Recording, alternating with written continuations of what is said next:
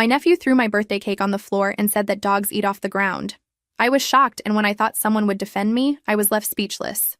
I stepped off the airport shuttle with Dubai lavender still clinging to my uniform and 2 duty-free bags of chocolates I'd bought specifically for today. My birthday. 48 hours of rest before the next international rotation, and I'd planned to spend them with family, eating cake and pretending the last 6 months of flying hadn't left me hollow. The house smelled like buttercream and my mother's perfume. 23 people crammed into the living room. Cousins I hadn't seen since Christmas. Aunts who always asked when I'd settle down. My brother holding his 5-year-old son like a trophy. I set the chocolates on the kitchen counter next to the expensive cake I'd ordered myself, paid for myself, picked up myself on the way from the airport. "There she is," my mother announced, not looking up from her phone. The world traveler. My brother laughed. He was always laughing, that easy charm that made everyone forget he was 32 and living in our parents' basement.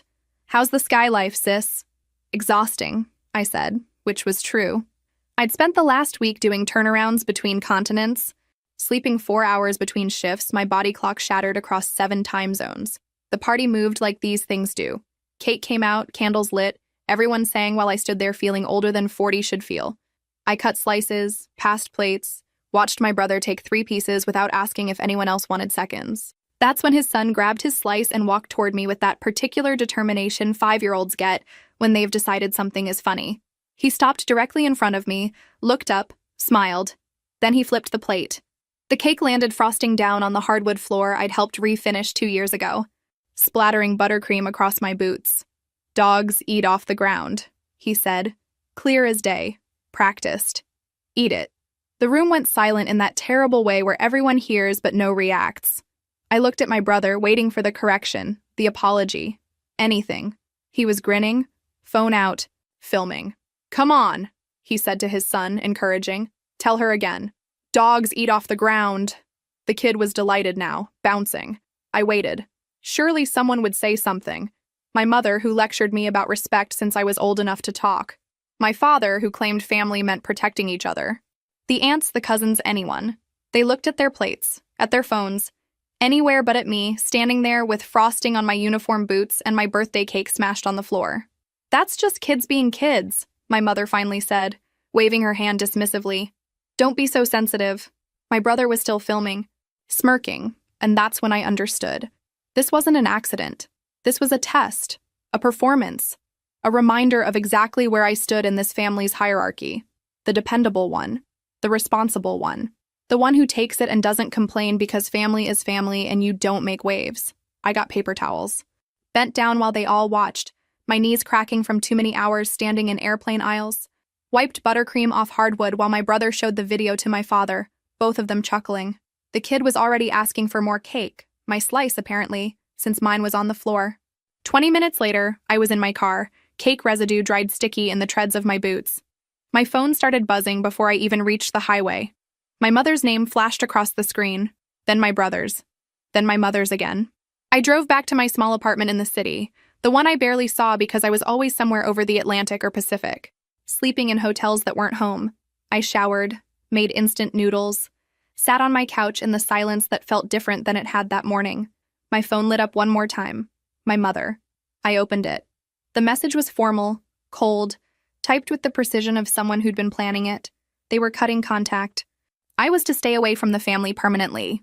The words "forever" and "don't contact us again" appeared multiple times, emphasized final. Below it, my brother had reacted with a heart emoji. I stared at that heart for a long time. The approval, the agreement. They'd discussed this, decided together, probably while I was wiping cake off their floor. I typed 7 different responses, deleted them all, finally sent one sentence. "I'm removing my name from all the loans tomorrow." The response was immediate. 53 missed calls in 10 minutes. Text messages flooding in, all saying the same thing in different words. "Wait, let's talk. Don't be hasty. We can work this out." I put the phone face down on the coffee table and went to bed. For the first time in 6 years, I fell asleep without the weight of their financial emergencies pressing against my chest like a passenger's bag in an overhead compartment, packed too full, ready to fall. The calls kept coming through the night. I watched my phone light up on the nightstand like a distress beacon, counting each buzz against the ceiling. By morning, my voicemail was full.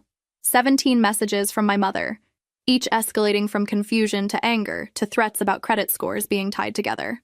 I made coffee and sat at my kitchen table with the worn leather notebook where I'd been tracking everything for 4 years. Every loan, every payment, every broken promise. Pages filled with dates written in airport lounges across 3 continents. Careful records of money flowing one direction. My brother's car loan. Co-signed when I was 26, fresh into international routes, still believing helping family made you good. Monthly payments auto-drafted from my account because his credit wasn't quite there yet. The business credit card for his food truck venture that lasted 6 months before he moved to the next thing. Balance at $11,000, minimum payments eating my paycheck while he posted about cryptocurrency investments. The store credit card for a television I'd never seen, purchased for the family room I was never invited to unless they needed something. 3 loans, total monthly obligation of $1,400. None of which I'd ever used or wanted beyond that first desperate call where just this once became 6 years of my signature on their mistakes. At 8:45, I called my credit card company. The representative's voice was careful, professional, told me she'd heard this before. The primary account holder will need to qualify independently, she said. If he can't, the account closes and the balance becomes his responsibility. Your credit takes a hit from closure, but you're released from future liability. How long does he have? 30 days to provide proof of income and pass a credit check. The car loan was harder. Secured debt, but they could remove me as co-signer if my brother could prove he could handle payments alone. Does he have stable employment? The loan officer asked. I laughed, surprising myself. No. Then he'll need a new co-signer, return the vehicle, or face repossession. That's his problem, I said and meant it. 3 hours of calls. By lunch, I'd initiated removal on 2 accounts and scheduled a bank appointment for the 3rd. My phone vibrated constantly, moving across the table from the percussion. My mother. How could you do this to your brother? My brother. You're really gonna screw me over like this? My mother again. After everything we've done for you. That one stopped me. Everything they'd done for me. I scrolled through years of conversations, looking for this mysterious debt. Found my name on their emergency contacts, my money funding their emergencies, my credit propping up their lifestyle. Found myself bringing gifts every visit while they showed up empty-handed. Found myself fixing broken things, organizing parties, being reliable. Always reliable. Found nothing they'd actually done except expect me to keep doing things for them. I typed carefully. I'm following through. The bank appointments are scheduled. This is not a discussion. My brother called immediately. I let it ring. 3 more times. On the 4th, I answered. You can't do this, he said, no greeting. The car payment is due in 6 days. Then you should pay it. With what money? You know I'm between projects. You've been between projects for 6 years. Get a job. Easy for you to say, flying around the world on vacation? I close my eyes. It's not vacation. It's work. Whatever. Just give me 6 months. I'll start paying you back, I promise. You've promised before. This time is different. It's always different. And it's always the same. I'm done. Mom's right about you. His voice shifted to something uglier. You think you're better than us. I think I'm tired of funding your life while you film your son humiliating me. Silence. Then, he's just a kid. You told him to do it. I heard you. God, you're so sensitive. It was funny. It wasn't funny. It was cruel, and you filmed it. Keep your money. We don't need you anyway. He hung up. I sat there shaking slightly, surprised by my anger and the relief underneath it. Relief of finally saying it, naming what had been obvious. They used me because I let them, and the moment I stopped, I became the villain. My father texted an hour later. Let's talk soon. 3 words. I read them twice, looking for manipulation. The plea for my brother, the guilt trip. Found nothing except 3 words that felt almost careful. Almost kind. I didn't respond yet. Needed time to believe it might be real. That night, I sat with my window open, listening to city sounds that had become more familiar than my family's voices. In 12 hours, I'd be back at the airport, back to service carts and safety demonstrations and 30,000 feet between me and all of this. For the first time in years, I was looking forward to it. The first time started small, the way these things always do. I was 26, 3 years into international routes, in a Miami hotel between shifts when my mother called. Your brother needs help with a car, she said, casual as asking for milk. His died, and he needs one for the delivery job. Can't he get his own loan? His credit isn't quite there yet. You know how he is, trying to find himself. She said it fondly, like his inability to hold a job past 4 months was endearing. You have stable career, good credit, just your name on paperwork. He'll make all the payments. I should have said no, should have recognized the pattern, but I was tired, 6 time zones from thinking clearly, and she had that tone-making refusal seem selfish. How much? 15,000. He already found the perfect car. Perfect for him. I never saw it until months later. Already dented in our parents' driveway. I signed electronically from London, barely reading, trusting that family meant trust. The first payment came from my account, and the second, and third.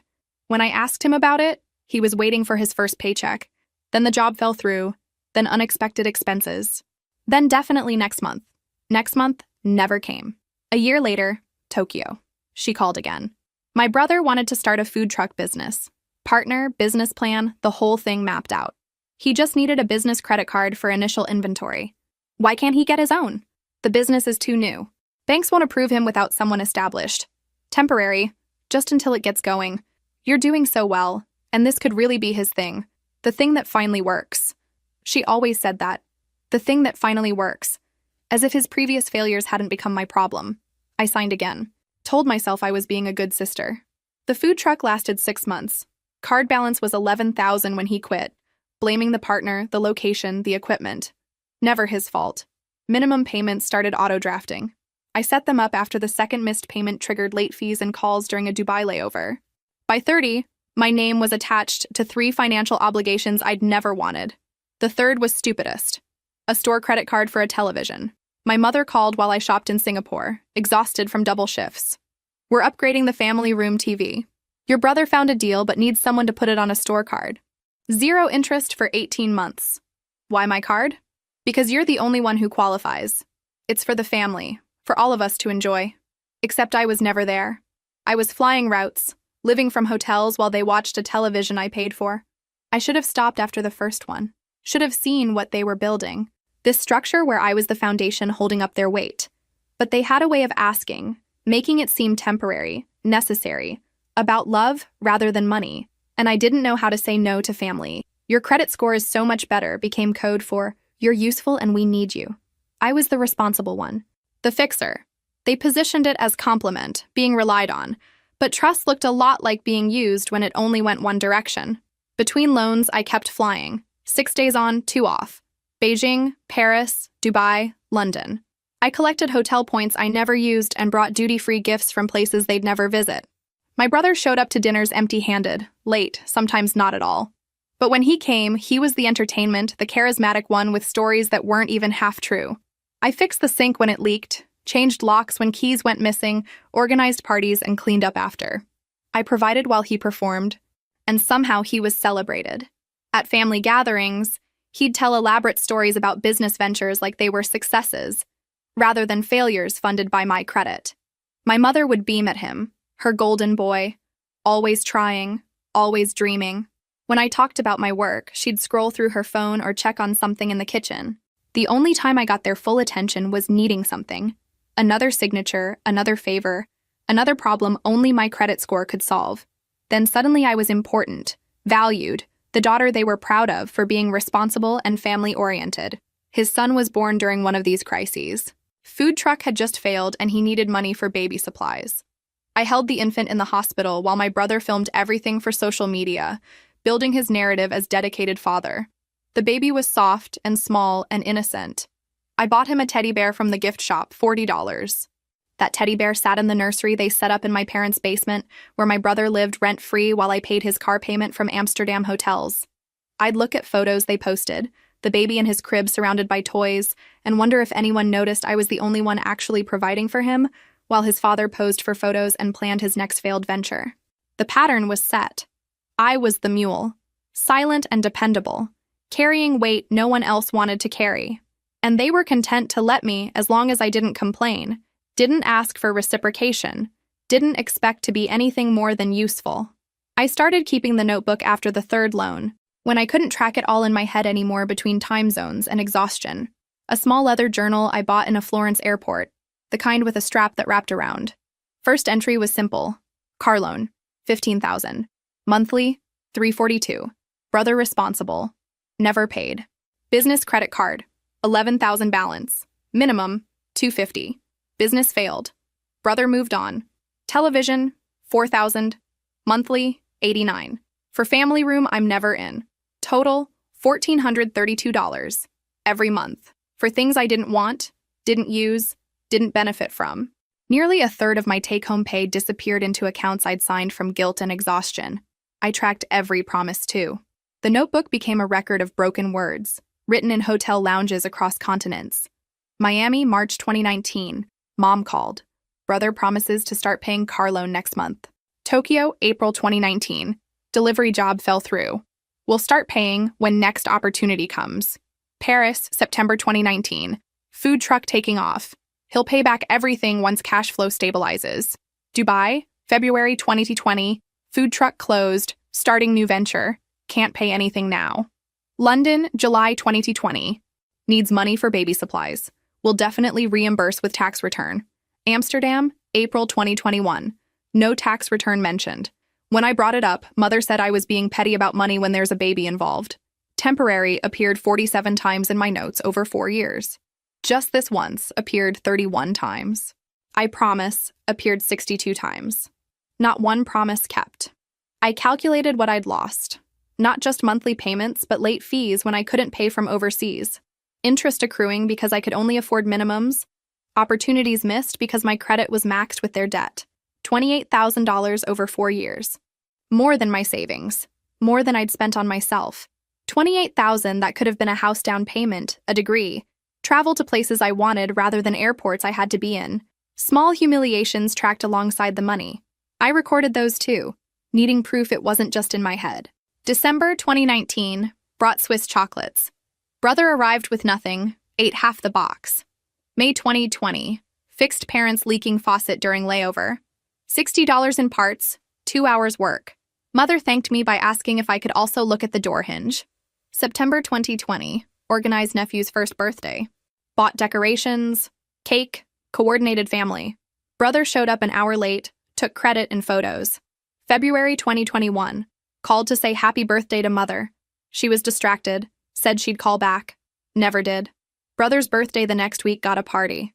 June 2021, mentioned feeling burnt out from work. Mother changed subject to brother's new business idea. Each entry stung to write, but seeing them accumulated proved something important. This wasn't occasional bad luck or family helping family. This was a system, carefully maintained, where I was useful but not valued, needed but not appreciated. The breaking point came in small doses. A Singapore hotel where I calculated I'd worked an extra 150 hours that year just to cover their debts. A Rome layover where I wanted to see the Colosseum but couldn't afford it because the credit card payment was due. A call from my brother at 3 a.m. my time demanding I fix a car loan problem because he'd missed another payment. I started imagining life without the anchor of their needs. Savings that actually grew. Retirement contributions that weren't immediately needed for someone else's emergency. The ability to say yes when crew asked if I wanted to explore a city instead of stressing about which bill I couldn't pay. But every time I thought about confronting them, my mother's voice appeared in my head. Family helps family. You're the successful one. Don't be selfish. They need you. Except needing me looked identical to using me, and I was starting to recognize the difference. The notebook went everywhere. In my carry-on through security, in hotel nightstands, in my lap during flights when I couldn't sleep. I'd flip through pages and feel something hardening inside me, some understanding that had been soft, becoming solid and clear. This wasn't love. Love didn't keep such careful track of what was owed, didn't promise and break and promise again. Love didn't make you feel guilty for having boundaries. Love didn't film you being humiliated and call it funny.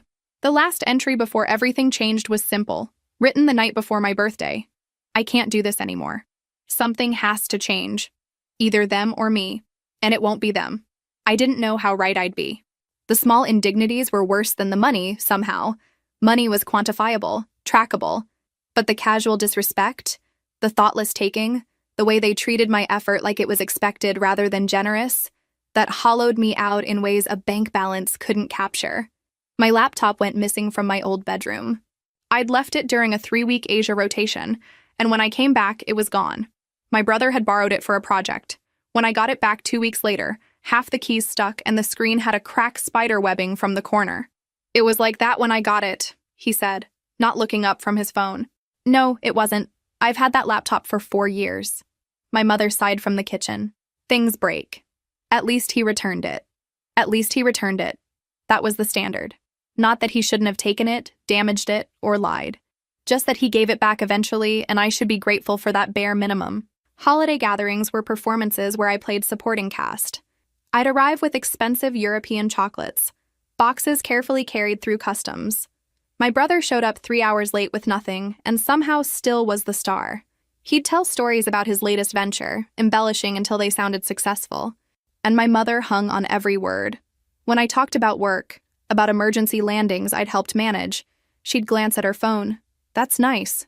Pass the rolls? They wanted my money, but not my stories. Wanted my help, but not my presence. I was most valuable when useful and least interesting when just myself. The jokes started small but accumulated. About my spreadsheets, my budgeting, how I was always working. My mother would laugh, saying I got it from my father's side, like being responsible was a genetic flaw. My brother made comments about my fancy flight attendant life, as if I was on vacation rather than working 12-hour shifts. Must be nice, he'd say, getting paid to travel. Must be nice, I'd think, but never say. Living rent-free while I pay your car note. Equipment I loaned came back broken. A portable charger returned dead with cracked case. My good luggage borrowed, returned with broken wheel and mysterious stains. My winter coat taken without asking, returned smelling like cigarettes. When I mentioned it, I was being petty, making a big deal out of nothing. Why was I so focused on material possessions? Material possessions I'd worked for and paid for, being destroyed by someone who treated them like they were disposable because they hadn't cost him anything. The worst was credit card fraud. Mid-flight over the Atlantic when alerts started coming. Charges at restaurants, gas stations, and electronics store. My brother had gotten my card number, probably from my wallet in my room, and used it for a weekend of spending. When I confronted him, he laughed. I was going to pay you back. It was an emergency.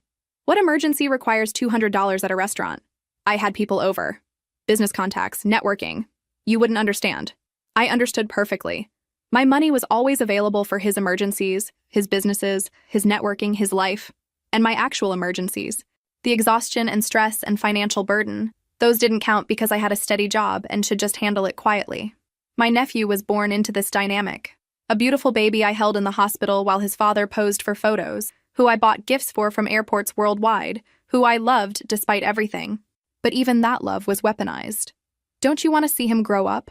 My mother would ask when I hesitated about signing for something else. Family is important. He should know his aunt cares.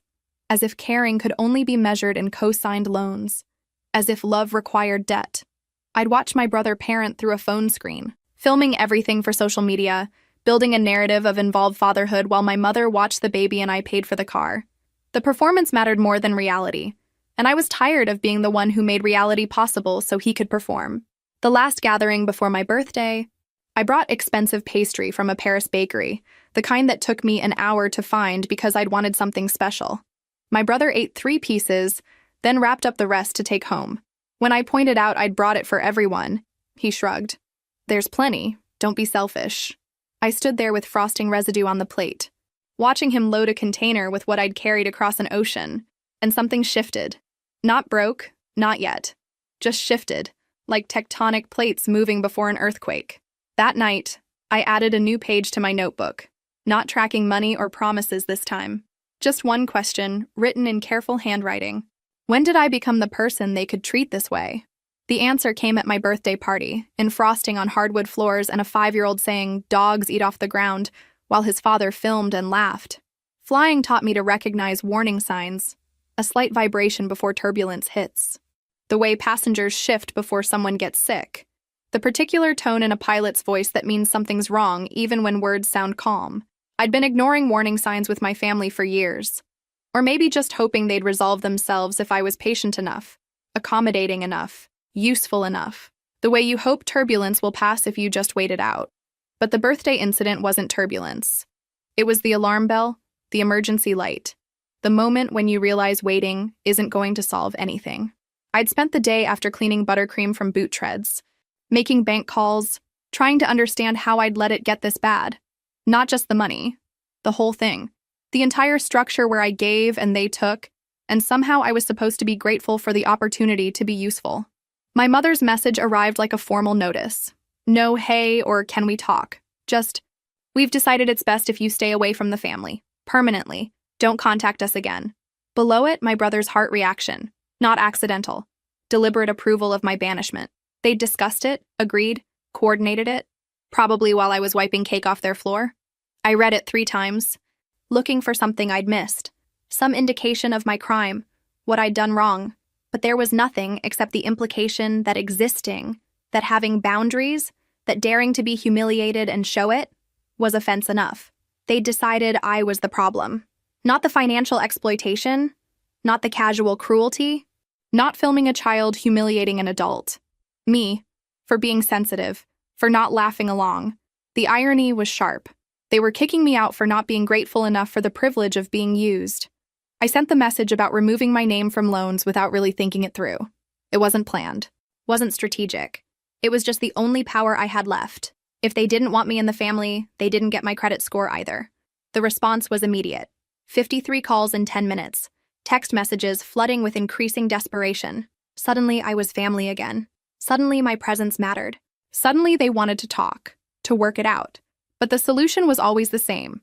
Me, silent and funding their lives, accepting whatever treatment they felt like dishing out. I'd learned about emergency protocols during training. When oxygen masks drop, you put yours on first. Not because you're selfish. Because you can't help anyone if you're unconscious. You can't save anyone if you're dying. I'd been suffocating for 6 years, and they'd been content to let me as long as my credit score stayed good. That night, I sat in my apartment and felt weight lifting. Not all at once, just gradually, like ascending after a deep dive, pressure releasing until you can breathe normally again. My phone kept buzzing, my mother's name flashing over and over, my brother calling from different numbers. But I didn't answer, didn't read messages, just watched them accumulate like flight delay notices, proof I'd finally done something they couldn't ignore. In the morning, I had a rotation to Hong Kong. 6 days away. 6 days where distance wasn't just physical but permanent. My choice rather than my schedule. I packed with the same efficiency, but everything felt different. Lighter. My uniform still smelled like Dubai lavender, but the scent didn't make me homesick anymore. Hotels had always been more home than the house where I grew up. At least hotels were honest about the transaction. You paid for a room, you got a room. No one pretended it was about love. On the shuttle to the airport, I checked my bank account. The automatic payments were still scheduled. $1,432. Still obligated, still draining. But in 30 days, if my brother couldn't qualify on his own, it would end. And if he could qualify, then he never needed me in the first place. The cosigner was always just insurance, a safety net. And I was tired of being the net. A colleague asked if I was okay. I must have looked different somehow. Maybe lighter. Maybe just less burdened. I'm good, I said, and meant it. For the first time in 6 years, when someone asked if I was okay, the answer was actually yes. The plane took off into morning light, climbing steadily. I watched the city shrink below, everything getting smaller and more distant. From this height, you couldn't see details. Couldn't see people or problems or pain, just the general shape of things, the big picture where none of it mattered as much.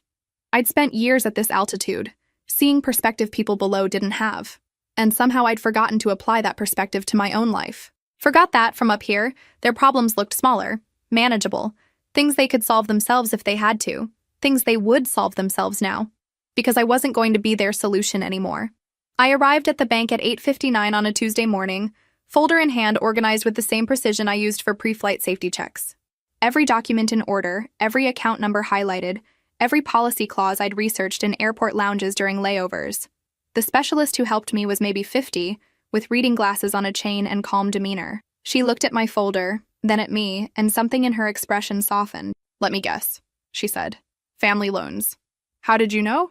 "It's always family loans." "What are we working with?" I laid it out like a briefing. 3 accounts: car loan, business credit card, store card. $1,432 monthly. 6 years of payments, 0 reimbursement.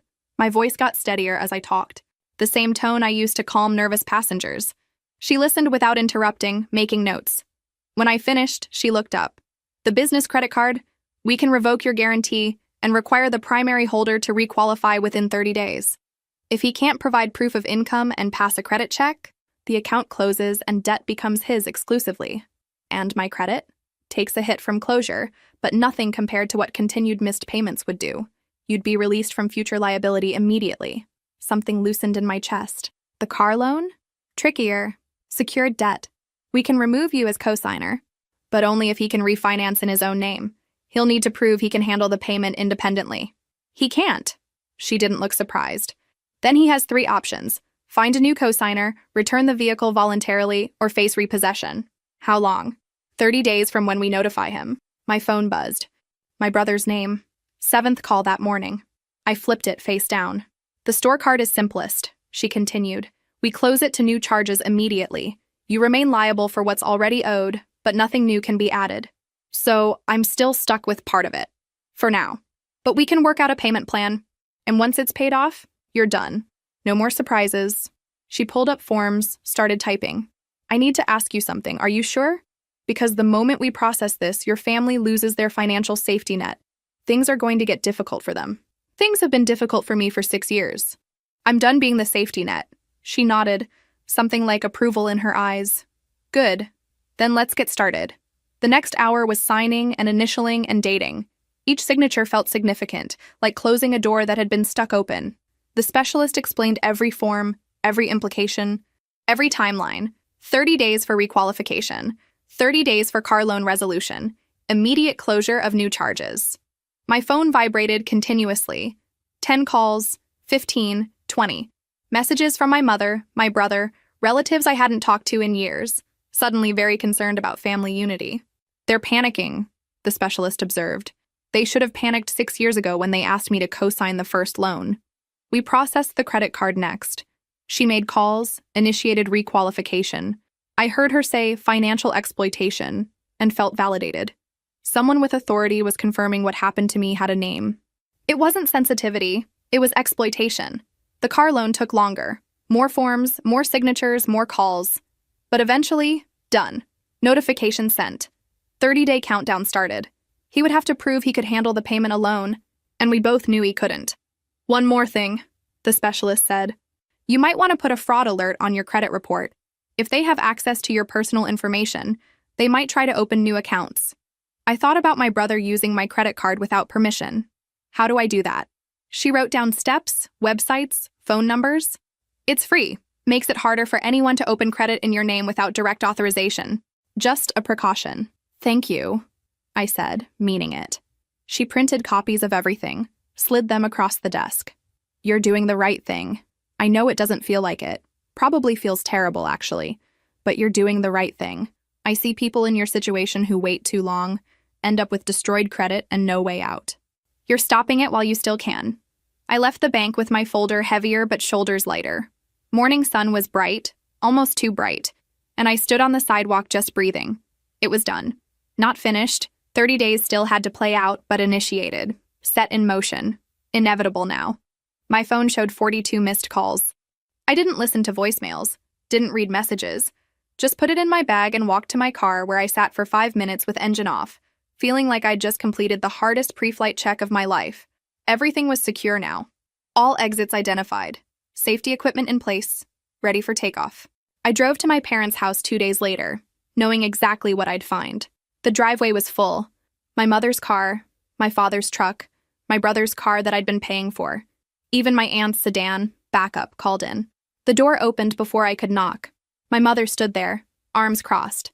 Disappointed but not surprised. Everyone's in the living room, she said, no greeting. They were arranged like a tribunal. My mother in her usual chair, my father on the couch looking uncomfortable, my brother next to him, phone in hand, smirking, my aunt on the love seat arm. The nephew was thankfully absent. I stayed standing, didn't take off my jacket, didn't sit down. You need to explain yourself, my mother started. What you're doing to your brother is cruel and vindictive. I'm following bank policies, removing myself from financial obligations I should never have been part of. My brother laughed. We're family. That's what family does. Family doesn't exploit each other for 6 years. Family doesn't film humiliation for entertainment. Family doesn't kick someone out and then panic when they actually leave. Nobody kicked you out, my mother said. We suggested space after you overreacted. You sent a message saying to stay away permanently. My brother reacted with a heart. That's banishment, and I'm following your instructions. My father shifted. Let's all calm down. There's nothing to talk about. The bank processed the removal. He has 30 days to qualify independently. You know I can't do that, my brother said. My credit isn't good enough. I don't have the income. Then you shouldn't have loans requiring someone else's signature. Get a cheaper car, smaller TV, expenses matching your actual income. Easy for you to say. You have a good job, you travel, you make decent money. Some of us are still finding our way. You're 32. How long exactly is finding your way supposed to take? This is exactly what I'm talking about, my mother interrupted.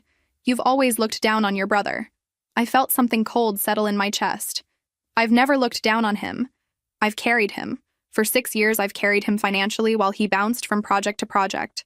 I've made his car payments, covered his business debts. Not once has he paid me back or even tried. He has a child to support, my aunt said. You don't understand the pressure. I understand that he lives rent-free in your basement while I pay for his car from hotel rooms. I understand that he films his son humiliating me. I understand that my value to this family is limited to my credit score. No one's exploiting you, my mother said. We asked for help during difficult times. Did you love me when you told me to stay away forever? Or did you only start loving me again when I removed my name from the loans? Silence. My brother looked at his phone. My mother's mouth tightened. My father stared at his hands. You're going to ruin his credit, my mother finally said. His credit is his responsibility. His family is his responsibility. I'm done being responsible for his choices. My brother stood up, face red. You're being a selfish bitch. I'm going to make you handle your own responsibilities. Get a stable job, budget properly, make payments on time, all the things I've been doing while you've been performing fatherhood for Instagram. How dare you, my mother said. He's a good father. He's a father who teaches his son that humiliating family members is entertainment, who uses his child as leverage to keep me trapped, who takes without ever asking what it costs me. If you walk out that door, my mother said, standing, voice shaking, don't bother coming back. I looked at her, at my brother, at my aunt nodding along, at my father, silent, unwilling to defend me. I'm just following your instructions. You told me to stay away forever. I'm staying away. The only difference is you don't get my credit score too. You'll regret this, my brother said. You'll be alone. I've been alone for 6 years while you all took from me. At least now I'm alone with my own money. I walked to the door. My mother called after me, something about understanding when I was older, but I was already outside, breathing clear air. My father followed me to the driveway, stood awkwardly, hands in pockets. Your mother's upset, he said. Your mother, not our mother.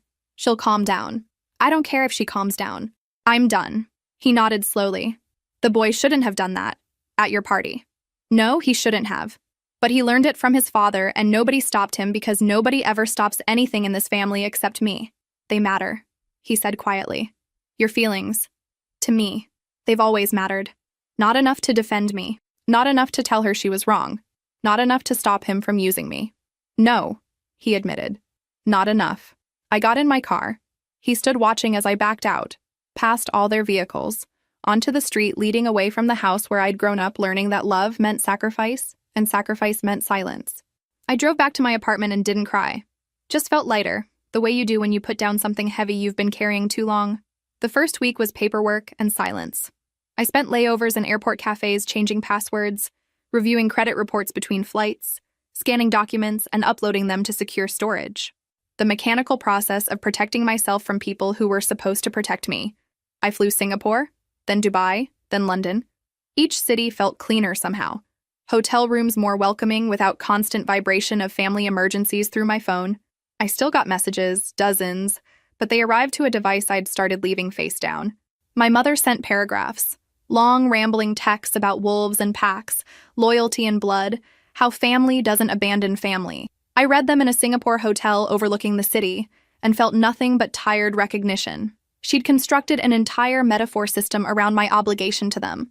I responded from a Paris cafe, 2 lines.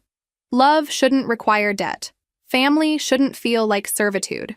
23 messages came back about sacrifice, about how she'd given up everything, about how selfish my generation had become. I watched them stack up, didn't read past the first sentence of each. My brother sent screenshots. Bank notifications, payment due dates, his credit score dropping, each with demands, fix this, call them back, you're ruining my life. I responded once from Tokyo. Get a job, any job, pay your own bills. You're a grown man with a child, act like it. The backlash was immediate. Voice messages calling me things I deleted without fully listening to. Threats about telling everyone what a terrible person I was, as if everyone didn't already know. Then came manipulation. Photos of my nephew, carefully selected to look sad. Captions like, asking where his aunt is and doesn't understand why family is mad. My brother was always good at performance, and his son was now a prop. I looked at those photos in Dubai. This beautiful child being taught that emotional manipulation was how you got what you wanted. I wanted to rescue him from that lesson, but I couldn't rescue someone while drowning myself. I texted back, using your son to guilt me won't work. I hope someday he's old enough to understand the truth without your editing. My father's texts were different, shorter, more careful. How was Singapore? Followed by, stay safe in Dubai. Small check-ins that acknowledged I was a person beyond my utility. I responded equally briefly. Good. Always do. After a week, he sent, I'm proud of you. 3 words that meant more than all my mother's paragraphs. 3 words suggesting he'd been watching, understanding, knowing this needed to happen even if he couldn't say it directly. I saved that message. The only one worth keeping. Between flights, I met with a financial advisor. Not because I needed help, but because I needed someone to tell me this was real. That removing myself from their debts was possible. She reviewed everything with professional detachment. You did this exactly right. Another year and your credit would have been permanently damaged. As it is, you'll take a hit from closures. But you'll recover within 18 months. And you'll be free. Free! The word sounded foreign. I'd been tethered so long that freedom felt like falling, but also lighter. The bank called during a sole layover. My brother had failed requalification for the business credit card. Insufficient income. No stable employment. The account was being closed, balance transferred to his responsibility exclusively. My name was officially removed. 1 down, 2 to go. I celebrated by buying myself dinner at the hotel restaurant instead of room service. Sat alone with good wine and pasta that cost more than I'd normally spend. Toasted silently to the first crack in the wall. My phone buzzed. My brother. 18 missed calls. Voicemails I didn't listen to. Messages demanding I fix it. Call the bank. Co-sign something else. I blocked his number. Just did it. Held my phone and hit block and felt another piece of weight lift. My mother's next text asked why I wasn't responding to my brother. I blocked her too. The silence was immediate and profound. No more buzzing, no more notifications. Just me in a Seoul hotel restaurant, eating pasta and drinking wine and breathing without constant weight of their expectations. My father's text came through the next morning.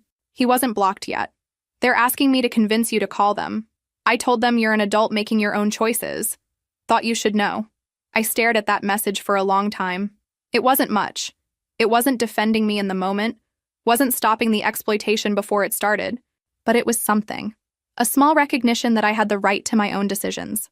I typed and deleted 3 responses before settling on, thank you. The week ended with another flight to Amsterdam.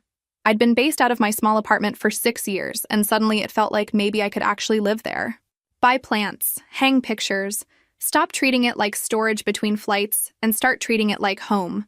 I opened my notebook during the flight, the leather journal where I'd tracked all their broken promises, flipped past pages of exploitation, and found a blank one near the back, started a new list. Not what they'd taken, but what I'd reclaimed. Week 1, removed from business credit card. Brother's number blocked. First dinner alone that felt like celebration instead of isolation. It wasn't much, but it was a start. The pressure came in waves, each testing different vulnerabilities. My mother had unblocked herself somehow, or gotten a new number. Messages arrived about sacrifice and blood, about wolves who abandoned the pack dying alone, forwarded articles about adult children who regretted cutting off parents. I read them on a flight to Paris, watching sunrise over the Atlantic. Love shouldn't require manipulation, I typed back. Then blocked the new number. She tried email next. Long formatted messages with biblical quotes and memes about forgiveness. I marked them as spam. My brother took a different approach. He showed up at my apartment during a rare home week, somehow passed building security. I heard him pounding on my door, shouting that I was ruining his life, that his son was asking questions he didn't know how to answer. I stood on the other side with my hand on the deadbolt chain, listening to him deteriorate from anger to pleading to threats. Didn't open it. Just waited for him to exhaust himself and leave. When he finally did, I called building management. My brother is not authorized to visit. If he shows up again, call the police. 2 days later, he tried again. Waited by my car in the parking garage. stepped in front of me as I loaded luggage for a Dubai flight. His eyes were red, face unshaven. "Just one more cosign," he said. "A smaller car, cheaper payments. I can handle it this time." "No. Please. They're repossessing the car next week. I need it for work." "What work? You've been between projects for 6 years." "I have interviews lined up. Real jobs. I just need to get there. Take the bus. Get a bike. Figure it out like everyone else does." "You're really going to do this?" "Let them take my car?" "You're not having nothing. You're having exactly what you've earned. The consequences of your own choices." He switched tactics, voice dropping. "I know you're hurt about the birthday thing. The kid didn't mean anything by it. He understood enough to say exactly what you taught him. And you understood enough to film it and laugh. It was a joke. God, you're so sensitive. I'm done. Done with the jokes, the manipulation, the expectation that I'll keep funding your life." He grabbed my arm. Not hard, not violent, but possessive, desperate. "You can't just abandon me." I pulled free. "You abandoned me first. 6 years ago when you decided my money was more important than my feelings. When you decided I was a resource instead of a person. I'm not abandoning you. I'm finally leaving a situation where I was never wanted, only needed." "That's not true. We want you. Mom wants you. She wants my credit score." "That's not the same as wanting me." I got in my car. He stood there looking smaller than I'd ever seen him, and I felt nothing. Not satisfaction, not guilt, not anger. Just flat recognition that this person had taken from me for so long that I'd forgotten what it felt like to keep something for myself. The car loan deadline passed while I was over the Pacific. Email came mid-flight. They'd begun repossession procedures. My name was officially removed. He could contest it, but I was no longer liable. 2 down. 1 to go. The store card was simpler. Just paying down the balance, $100 a month until gone. I could have paid it all at once, but the slow process felt right. Like gradually untangling myself from their expectations. My father maintained careful distance. 2-word texts every few days. "Doing okay?" Followed by "take care." Never asking me to fix anything, never pressuring me to reconnect. I started responding with more than monosyllables. Told him about a sunset over Dubai. Sent him a photo of the Eiffel Tower from my hotel window. Small pieces of my life that weren't about them. He responded with, "Glad you're taking time for yourself." It wasn't much, but it was honest. The final attempt came from my aunt, calling from a number I hadn't blocked. "I just wanted to check in. See how you're doing with all this family stress." "I'm fine. Your mother is really struggling. She doesn't understand what she did wrong. Then she's not as perceptive as she thinks. She just wants what's best for your brother. He struggled because everyone enabled him. Because he knew someone would always catch him. I'm not catching him anymore. But what about his son? Don't you care about your nephew?" There it was. The final manipulation. The child as weapon, as bargaining chip, as reason I should sacrifice myself indefinitely. "I care about him a lot," I said. "Which is why I hope someone teaches him that responsibility matters, that actions have consequences, that using people who love you isn't acceptable." His father isn't teaching him that. My aunt was quiet. Then, "You've become very cold. I've become very tired. There's a difference." I hung up. Blocked her number too. The circle of people who could reach me was getting smaller, and I was okay with that. Quality over quantity, honesty over performance, peace over obligation. That night, I sat in my apartment with takeout and silence, scrolling through my notebook, the old entries about broken promises, the new ones about reclaimed autonomy. Added a new entry. Car loan removed, blocked 5 more numbers. Explained to Aunt why enabling isn't love. Ordered Chinese food and ate it without guilt. Progress, measured in small victories and uninterrupted meals. The silence became normal. Not the heavy silence of waiting for the next crisis, but the light silence of actually being alone. I flew my routes without constant vibration of family emergencies. Came home to an apartment that felt more mine with each week. I bought plants, 3 succulents from a shop near my building, small things that didn't need much but made the space feel lived in. Hung photos of places I'd visited, Colosseum and Eiffel Tower and Singapore skyline. My apartment stopped being storage between flights and started being home. The store card balance decreased steadily. 4,000 became 3,500 became 3,000. Each payment felt like cutting another tether. My father maintained careful contact. Brief texts acknowledging my existence without demanding anything. I sent him photos occasionally. A sunset over the Pacific. View from my Rome hotel. He responded with short, genuine messages. Beautiful. Stay safe. One day he sent, "Your mother asks about you. I tell her you're doing well." I stared at that before responding. "Thank you for not pressuring me to call her. You're an adult. You get to decide who has access to your life." It was the most he'd ever said about the situation. Acknowledgement, permission, support in the only way he seemed capable. Small, but real. The hard part was my nephew. I thought about him constantly, this kid who'd been taught to humiliate me but didn't understand what he was doing. He was 6 now, starting school. I wondered what version of events his father was telling him about why his aunt disappeared. I bought him dinosaur socks at a duty-free shop in London. Couldn't help myself. They were small and silly, and he'd love them. But they sat in my drawer because I had no way to give them without opening a door I'd worked so hard to close. During a Dubai layover, I wrote him a letter. Not to send now, but to save for later, for when he was old enough to understand without his father's editing. "When you're older," I wrote, "probably a teenager questioning things, I want you to know your aunt loves you. The reason I'm not around isn't because of you. It's because grown-ups in your life made choices that weren't fair, and I had to protect myself. Someday when you're ready, I hope we can talk. Really talk. And I hope you understand that love doesn't mean accepting treatment that hurts you." I sealed it in an envelope, wrote his name, and put it in my safe deposit box. Maybe I'd never give it to him. Maybe by the time he was old enough, it wouldn't matter. But writing it felt important. The car loan deadline came and went. My brother didn't qualify for refinancing, couldn't find a cosigner. The car was repossessed. I learned through my father. The car situation resolved itself. He's taking the bus to his new job. New job. The words felt significant. Maybe hitting rock bottom had finally forced him to stand up. Or maybe it was temporary. Either way, it wasn't my problem anymore. "Good," I responded. That's what needed to happen. My mother tried one more time, sending a letter to my apartment. Actual paper, actual handwriting. It talked about forgiveness and family and how disappointed she was that I'd chosen money over blood. I read it once, then filed it away.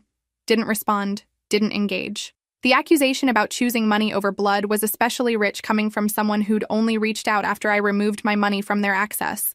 But pointing that out required engaging, and I was done engaging. Between flights, I met crew members for coffee, started accepting invitations to explore cities during layovers instead of just sleeping, walked through Paris parks, toured London museums, ate Singapore street food, remembered that traveling for work could still include moments of joy. One of the crew asked about my family over coffee in Rome. "Don't have much contact anymore," I said. "By choice?" "Yeah, by choice." She nodded like she understood. Sometimes the family you choose is better than the family you're born into. This crew, the people you fly with, we take care of each other. That counts too. It did count.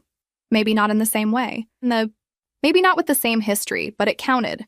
People who showed up, did their jobs, respected boundaries, and didn't expect you to fund their lives. That was family too. I updated my notebook during a Tokyo flight. The old entries about exploitation were done, complete. The new section was filling up with different things. Month 3. Store card at 2,500. Bought plants and hung photos. Had coffee with crew in 3 cities. Father maintains respectful distance. Nephew's letter written and stored safely. I added one more line, something I'd been thinking about since blocking the last manipulative contacts. Boundaries aren't walls. They're doors with rules about who gets to come through. And I'm finally the one who decides. The plane climbed through clouds into clear sky. 30,000 feet up, everything looked smaller, more manageable. Problems that felt overwhelming from the ground became tiny from here, just small spots in a much bigger landscape. I'd spent 6 years carrying their weight, and now I was flying free. Still working, still building my life, but building it for myself. Not for someone else's validation or approval or need. Just for me. And that was enough. 6 months later, I sat in a Montmartre cafe with an almond croissant and coffee, watching Paris wake up. I had a 24-hour layover, enough time to actually see the city. The morning was crisp, streets quiet, and I had nowhere to be except exactly here. My phone buzzed. My father. "How's Paris?" "Beautiful," I typed back with a photo. "How are you?" "Good. Your brother kept the job. 3 months now. Taking the bus, complaining less. 3 months. Longer than most of his ventures. Maybe rock bottom had taught him something. Maybe not. Either way, it wasn't my weight to carry. That's good for him, I responded, meaning it. I genuinely hoped he'd figure out how to support his son without using people. The store card was paid off. Final payment 2 weeks ago. I'd celebrated with dinner at an actual Dubai restaurant. the kind with cloth napkins. Sat alone and felt completely content.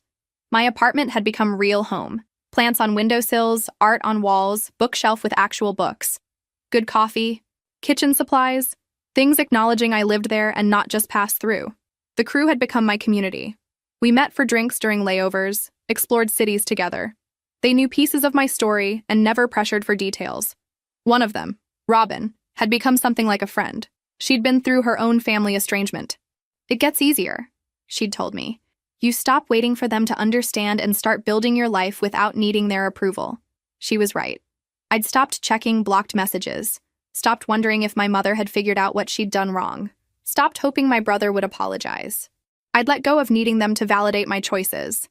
My credit score was recovering. Slowly but steadily. The hits from account closures were temporary. In another year, I'd be back where I was before. But this time, my credit was mine alone. I'd started saving again. Not for anyone else's emergency, but for my own goals. Emergency fund first, then retirement contributions I'd had to pause. I was 41, plenty of time to build the life I'd deferred while funding theirs. My nephew's letter remained in my safe deposit box. He was 6.5 now, learning to read, playing soccer according to my father's brief updates. I hoped he was happy. Hoped his father had learned to be present instead of performative. Maybe when he was 16, maybe 20, maybe never. I'd left the door unlocked for a future where he could hear the truth without his father's editing, but I wasn't waiting by that door. I was living my life. My mother had stopped trying to contact me. According to my father, she complained about me to anyone who'd listen, painting herself as victim of an ungrateful daughter. I'd stopped caring what narrative she told. The people who mattered knew the truth. My brother had gotten a job at a distribution warehouse. Early shifts, physical work, actual paychecks. My father said he complained about it being beneath him, but he showed up. That was more than he'd done for anything else in 6 years. The child was in first grade, doing well. My father and I maintained our careful relationship. Short messages, occasional photos, respect for boundaries. He never asked me to forgive anyone or fix anything, just acknowledged I existed and let me know he was there if needed. It wasn't the relationship I'd wanted, but it was honest. The freedom was still strange sometimes. Grocery shopping without worrying about card declining because of payments I didn't authorize. Booking hotel upgrades without calculating if I could afford it after covering someone else's bills. Making plans without checking if anyone needed me to cancel for an emergency that wasn't really an emergency. I picked up my croissant, flaky and perfect, took another sip of coffee. The sun was higher now, light spreading across cobblestones. Tourists would arrive soon, but for now it was quiet. My phone stayed silent except for my father's response. Glad you're enjoying it. Be safe. 2 lines that said everything and nothing. Acknowledgement without obligation. Love without strings. I opened my notebook to a fresh page and wrote the final entry. Month 6. All loans removed. Credit recovering. Apartment feels like home. Had croissant in Paris without checking account balance first. Father sends updates without pressure. Brother has kept warehouse job 3 months, taking bus, supporting his son. Mother complains but respects distance. Nephew is 6.5, first grade, doing well. His letter waits in safe deposit box for when he's ready. This isn't the family I was born into, but I'm building something better. Sometimes the hardest thing and the right thing are the same thing. I chose myself, and that choice saved me. I closed the notebook and looked out at Paris. This city I'd flown through dozens of times but never really seen. Today I'd walk through gardens, visit museums, eat dinner somewhere I'd always wanted to try. Tomorrow, I'd fly home to my apartment with plants and pictures and peace. I'd spent 40 years learning that family was supposed to come first. That sacrifice was love. That boundaries were selfish. 6 months learning those were lies designed to keep me useful. Now I was learning something new, that I could be both alone and content. That freedom tasted like almond croissant in a Paris cafe. That choosing yourself isn't abandonment, it's survival. That the best view isn't always from 30,000 feet. Sometimes it's from a window seat in Montmartre, watching a city wake up while drinking coffee you bought yourself, with money that's actually yours, living a life you finally get to choose.